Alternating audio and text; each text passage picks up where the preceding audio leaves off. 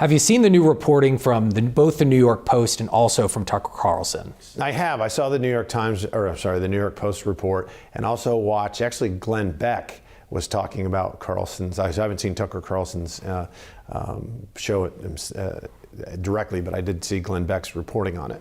And I found it, and I watched that whole episode. I found it very interesting, very troubling as well. And it really, some of the information they were sharing was not verified yet. Nonetheless, it, I think, warrants an additional look from Congress. We had taken, really, our mission on the assassination task force was to leave no stone unturned. And with this new additional information, I think we need to turn over a few more stones and talk to this FBI, because I do think Kash Patel is committed to transparency. When you look and compare him to his previous two predecessors, you have, I think, Comey, in totality, released about 3,000 documents to Congress in his entire tenure. And then Wray, it was 13,000, which was an improvement. But Patel in just a year has been 38,000. So I really do think he's putting his money where his mouth is. But we need additional questions answered. So this information that's coming out, more of it's now starting to become confirmed, talking about Thomas Crooks' YouTube channel, some of the posts that were made, some of the groups that he was in.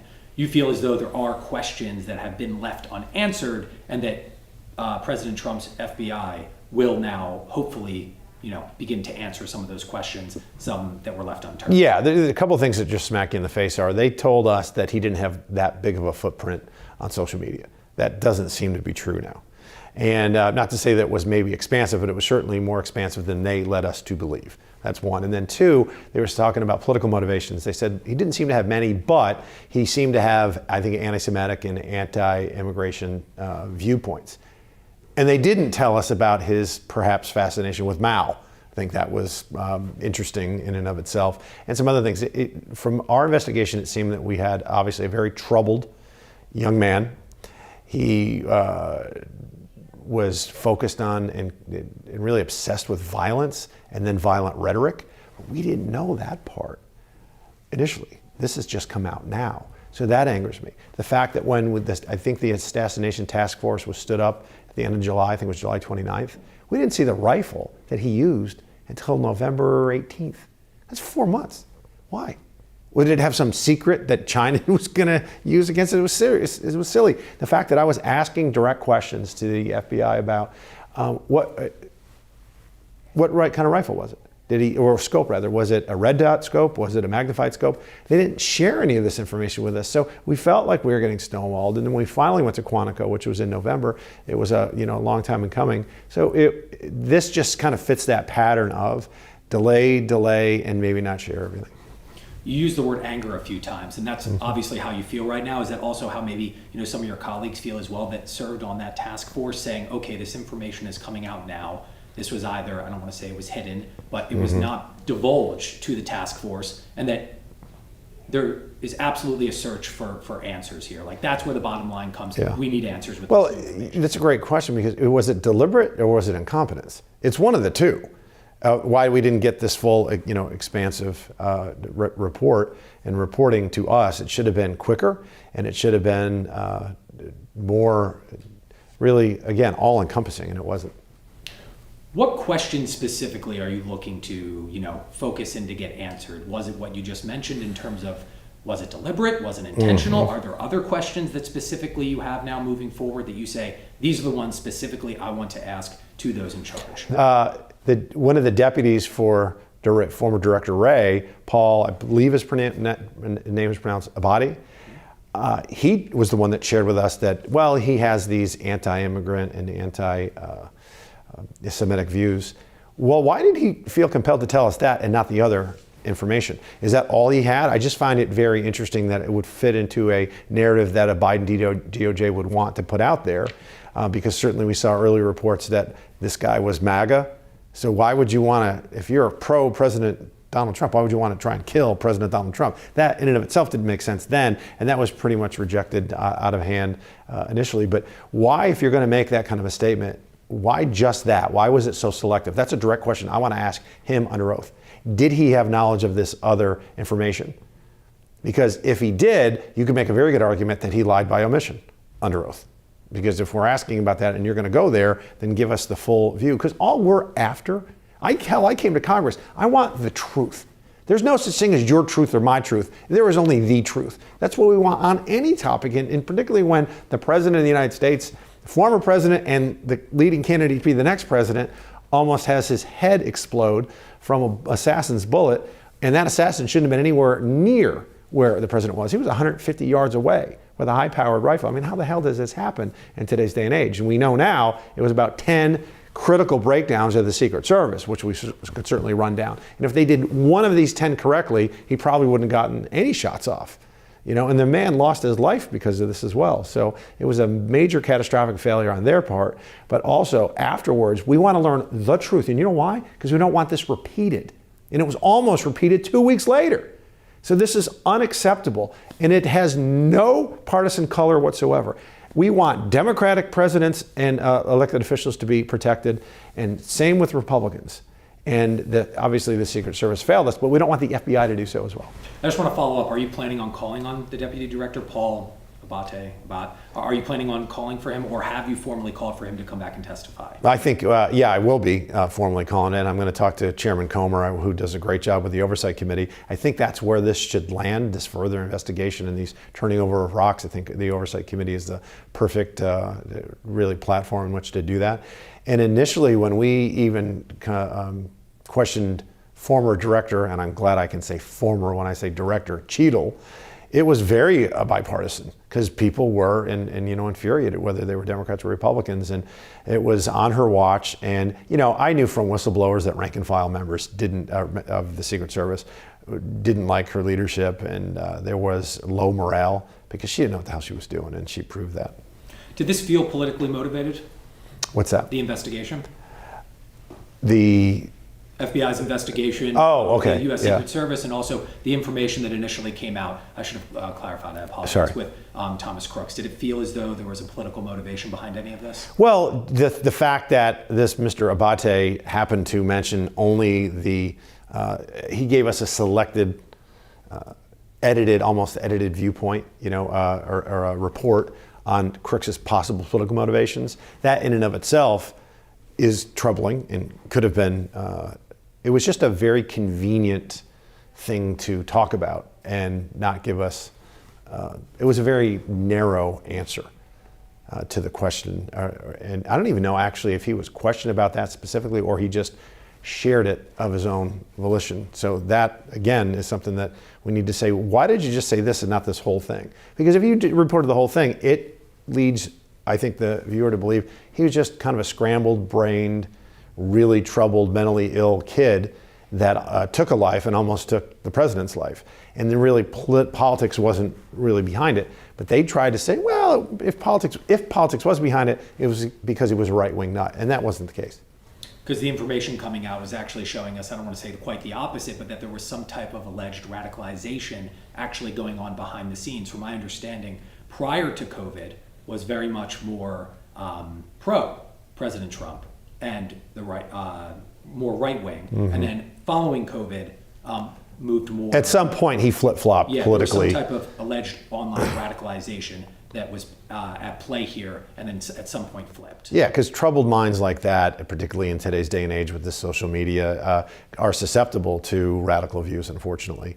And his parents even told us, or told the FBI, and they shared it with us, that he was, about a month or two prior to the assassination attempt, was in his garage talking to himself, walking around. They were really kind of fearful of what he may do. Do you have, you're knowledgeable about, with the autopsy report and Representative Higgins going to Butler and then he was cremated? Yes. Okay.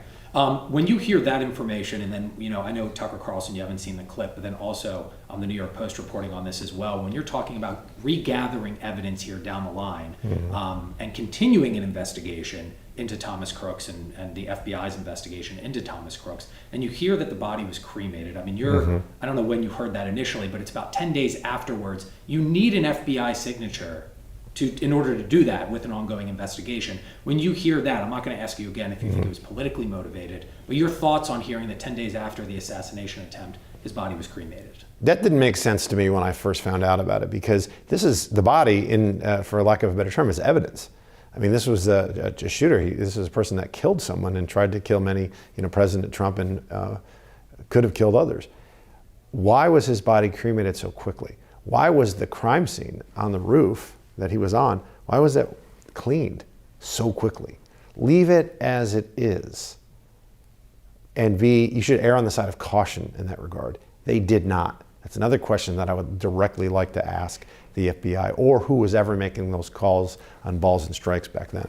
And it's been reported as well that I believe there was some drone surveillance activity, or at least some restrictions that should have been in place when Thomas Crooks allegedly was flying his drone, looking in and around that area as well. I'm assuming those are questions that you also want to get answered.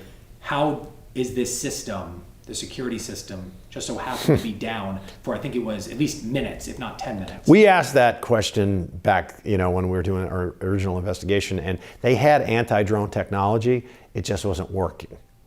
So my question then is, well, why didn't you have redundancy? That's your whole job. You have a fail-safe mission. You cannot fail. So you have to have built-in redundancies. And the answer was, yeah, we should have had it. Sorry. Okay, why? I have a lot of questions, and I had them then, I still have them, and their answers then were, sorry, we just got it wrong. There was a water tower. It was the highest point. It had line of sight to where the president was actually speaking, and line of sight to the rooftop where Crooks shot from the AGR building. And he shot from that vantage point. Why didn't you have somebody up there?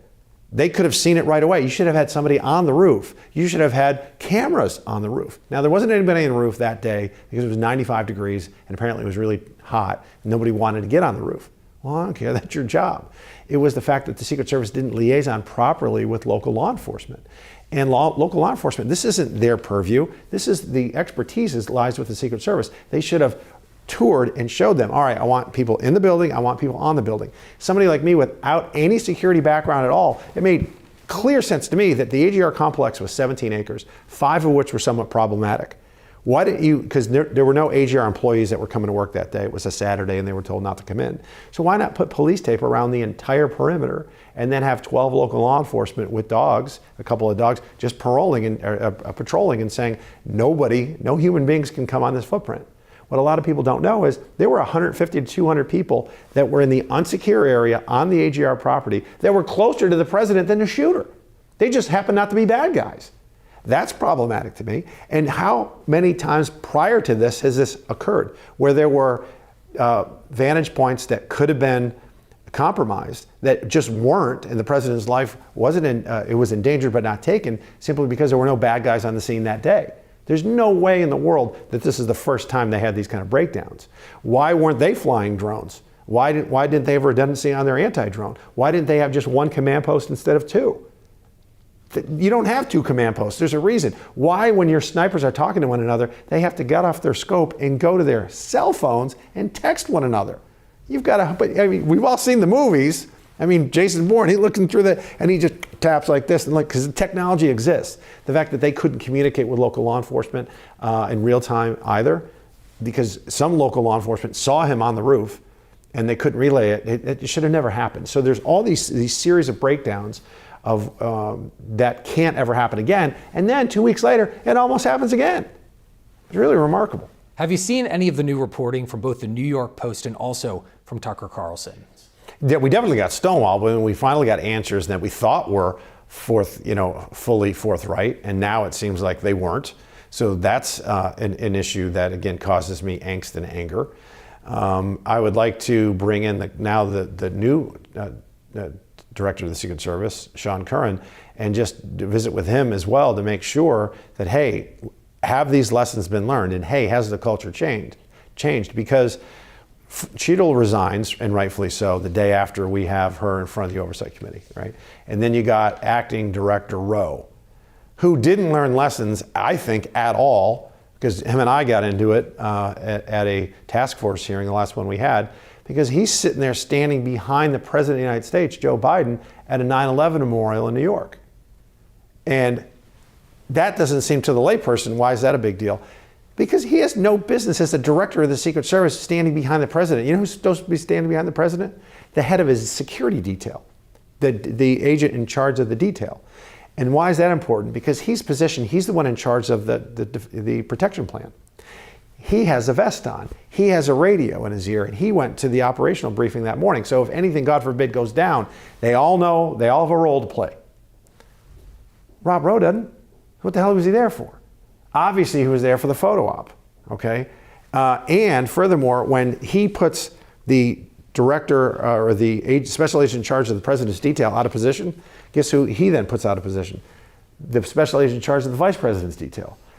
He was also out of position. So it was chaos. They didn't want him there. He didn't attend the briefing. You know who told me all this? Secret Service whistleblowers. They were infuriated that he was there.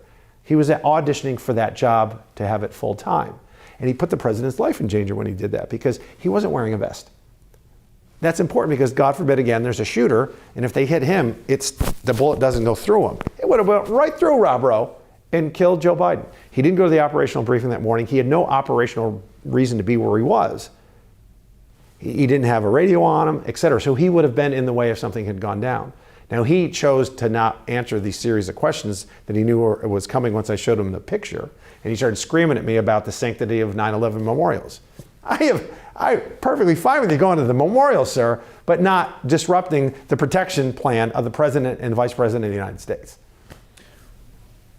FBI Director Kash Patel and also Dan Bongino, I know I'm kind of skipping ahead here, but Sure. I am curious. They both said this was included in Tucker Carlson's piece, and I believe it was also reported in the New York Post, but we've heard them say that they're going to release information, or they want to release information after the trial. They keep saying the trial. Do you have any idea what the trial is referring to or what they're referring to? I don't know. Because they keep saying, we're going to release after a specific trial. Said in the past they would release information after the trial, and I think a lot of people have been asking, Tucker Carlson included, what trial are they referring to? Yeah, well, that's me. I'm going to ask that question too. I don't know. Okay, just because we've been watching this and we were a little, I think we were as confused as some others. Yeah. And then it was repeated as we were watching. Well, I can ask Chairman Kelly too, the task force chairman, and say, do you know what trial they're referring to? Because I don't. Yeah, we would love to be able to figure this out. We'll get to you on that, yeah. Perfect, yeah, because they keep saying the trial. We don't know if anybody's referring to an investigation that's ongoing that we don't know about. But the word trial, of course, in our minds say, okay, well, what trial is actually transpiring? Right. Well. Okay, but we'll follow up and we'll ask Chairman Kelly about that. Anything else? I just want to open things up here. Sure. Thomas Crooks, anything that I didn't ask, the investigation, where things go from here with the task force in light of this new information that is starting to come out and that more of this information is getting confirmed. Really just that what struck me was, again, sometimes from a layman's perspective, you can get a new vantage point, right? And you can see things more clearly than somebody that's maybe too close to it. You can be more objective. And so one of the things that struck me was this troubled 19, 20-year-old kid outsmarted the United States Secret Service. That's really problematic in and of itself. And how he did it that day. Flew the drone around, went to the site, I think around 3:30, to make sure that nobody was on the roof. There's a photo of him somebody took, and he's looking at the roof to make sure that, because if somebody was on it, he might not have come back. And he was then smart enough, although obviously mentally ill, but smart enough to not have the rifle on him at the time. And then when it looked like the coast was clear, and he used a rangefinder, and they saw him with the rangefinder, and they didn't nab him, then they lost sight of him. Like, that's just, it's odd. But then he goes back to the car, gets his weapon, brings it back in a backpack, then assembles it, climbs the roof, and gets on. I mean, it was amateur hour, but he did it. He pulled it off. And the task force is going to ask specifically, why were we kind of told there wasn't a digital footprint, but now all of a sudden this reporting is showing us and proving that there was an extensive digital footprint that was not revealed to us. Yeah, if you do your job the right way and thoroughly initially, you get a lot fewer conspiracy theories moving forward, and that's really good for the country. People just want transparency and they want the truth. Look at what happened with, in November of 1963 with Kennedy shooting. There was the Warren report that was rushed and was botched. And then how many books have been written about conspiracy theories? And I think still to this day, a majority of Americans don't believe that Lee Harvey Oswald acted alone. Some of that is in part just how can this insignificant, troubled young man be an historic figure and take out the President of the United States? But you've got to know, was he acting alone or not? We to this day don't know, or at least we're unsure as a country. We don't want this to happen ever again. We don't want the act to happen ever again, but we don't want that doubt to creep into the American really persona either, because if you start doubting things like that, you're not going to trust your own government. And that's not a healthy place to be in an open republic.